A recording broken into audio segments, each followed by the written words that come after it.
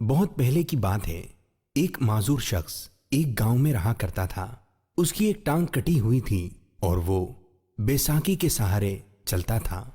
ایک بار کسی نے اس سے پوچھا، بھائی آپ کی یہ ٹانگ کیسے کٹ گئی؟ یہ میری امی کی بددعا کی وجہ سے کٹ گئی ہے۔ آپ کی امی نے آپ کو بددعا کیوں دی؟ یہ بڑا ہی عجیب واقعہ ہے۔ ایک بار میں نے اپنے بچپن میں ایک چڑیا پکڑی اور اس کی ٹانگ میں دھاگا باندھ دیا۔ اسی دوران وہ میرے ہاتھ سے ایک دم چھوٹ گئی اور وہ بیچاری اپنی جان بچانے کے لیے اڑتے اڑتے ایک دیوار کی دڑا میں گھس گئی، مگر دھاگا باہر ہی لٹک رہا تھا۔ میں نے دھاگا پکڑ کر بے دردی سے کھینچا تو چڑیا پھڑکتی ہوئی باہر نکل پڑی، مگر بیچاری چڑیا کی ٹانگ دھاگے سے کٹ چکی تھی۔ میری امی یہ دیکھ کر بہت ناراض ہوئیں اور ان کے منہ سے میرے لیے بددعا نکل گئی، جس طرح تو نے اس بے زبان چڑیا کی ٹانگ کاٹی ہے، اللہ پاک تیری بھی ٹانگ کاٹے۔ میں نے اس بات پر کوئی توجہ نہیں دی اور یہ بات بھی پرانی ہو گئی۔ پھر کچھ وقت بعد تعلیم حاصل کرنے کے لیے میں نے شہر کا سفر کیا۔ راستے میں سواری سے گر پڑا جس سے ٹانگ میں شدید چوٹ لگی۔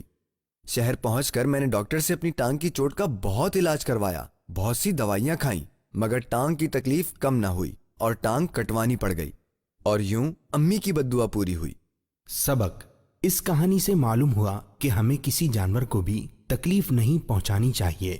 ہم انسانوں کی طرح ان جانوروں کو بھی اللہ پاک نے پیدا فرمایا ہے۔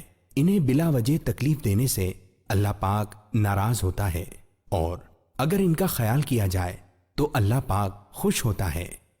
ہمارے پیارے نبی صلی اللہ تعالی علیہ وآلہ وسلم نے فرمایا، ایک شخص سفر میں جا رہا تھا کہ اسے راستے میں سخت پیاس لگی۔ اسے قریب ہی ایک کنواں نظر آیا۔ جب کنویں سے پانی پی کر چلا تو دیکھا ایک کتا پیاس کے مارے زبان باہر نکالے پڑا ہے۔